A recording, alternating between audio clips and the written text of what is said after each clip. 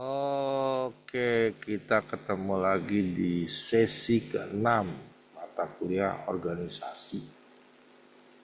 Materi kali ini kita bicara tentang formalitas dan sentralisasi. Materinya agak unik ya, apa yang formalitas itu apa.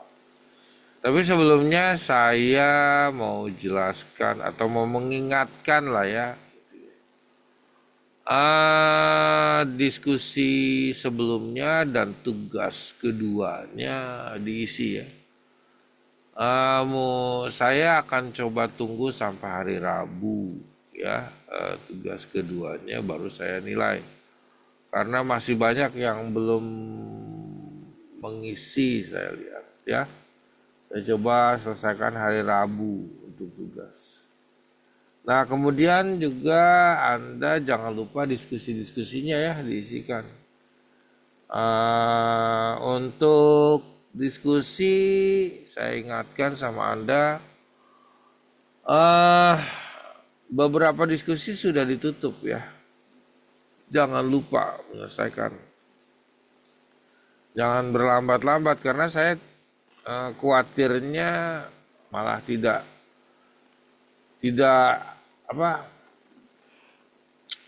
Anda tidak mendapatkan kesempatan untuk mengisi lagi. Kami ini tutor atau dosennya tidak bisa membuka ya akses untuk Anda mengisi gitu ya. Oke.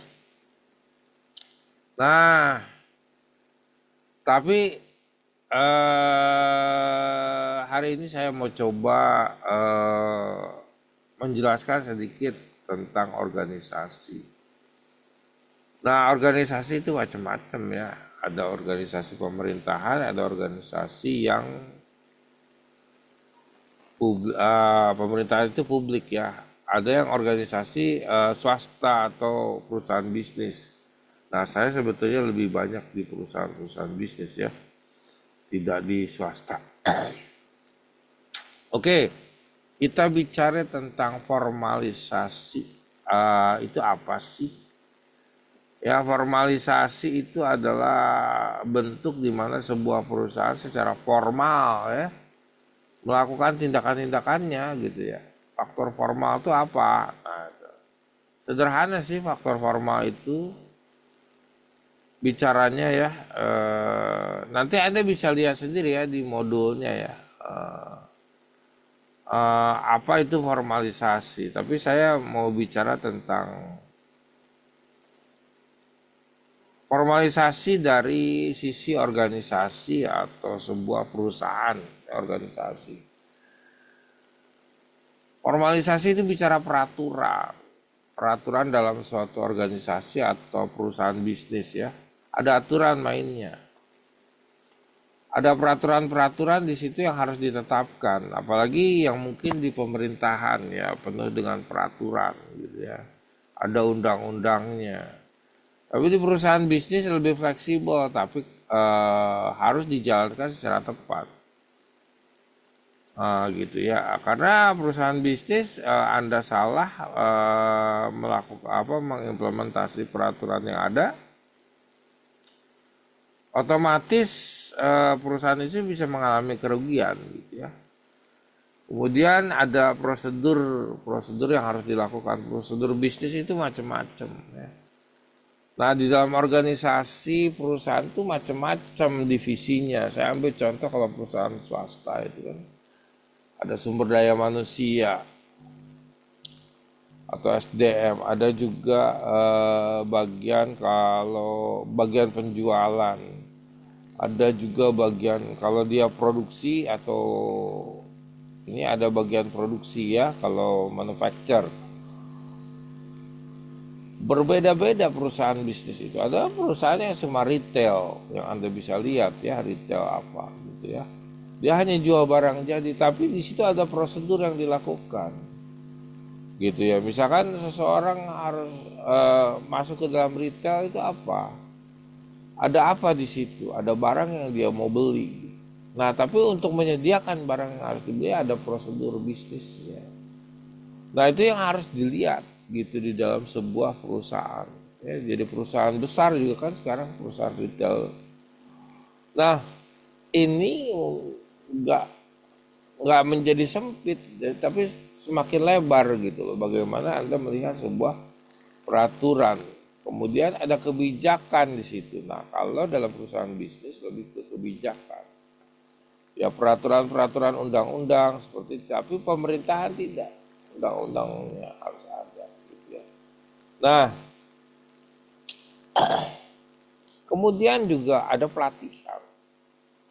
Untuk masuk ke dalam dunia bisnis harus ada pelatihan karyawannya, gitu ya. Jadi itu salah satu yang terjadi dari model sebuah bentuk apa ya, organisasi ya, formalitas. Nah, yang menarik adalah di situ ada ritual atau upacara. Nah, ini biasanya di pegawai negeri, saya sudah lama sekali tidak pernah ikut upacara. Tapi di dalam ritual upacara memang ada secara psikologis ya, di mana seorang pimpinan dapat menyatakan beberapa visi misi organisasi dengan tepat, gitu ya. Atau bentuk-bentuk apa yang secara general bisa disampaikan. Nah, itu video pendek saya tentang ini. Kemudian ada nanti setelah formalitas ada teori, ada sentralisasi. Apa itu sentralisasi ya? Sentralisasi terutama untuk keputusan ya sebetulnya ya, untuk mengambil sebuah keputusan dalam sebuah perusahaan. Dikonsentrasikan pada organisasi pusat. Nah, itu juga penting ya. Kenapa? Supaya jangan menjadi sebuah kalau organisasi pusat yang berkeputusan kan tidak ada keputusan-keputusan di bawahnya ya. Jadi itu secara otomatis diatur sama pusat. Tetapi nih, ketika perusahaan itu sudah menjadi sangat besar, setiap keputusan harus diambil sama pusat akan jadi beban pusat. Nah, makanya ada keputusan-keputusan kecil yang di setiap cabang bisa dilakukan. Ya, untuk melihat apakah itu sebuah mode urgensi yang penting. Nah, cabang harus bisa. Nah, organisasi itu begitu, ya.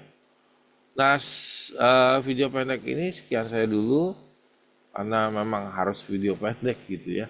Nah, nanti Anda bisa lihat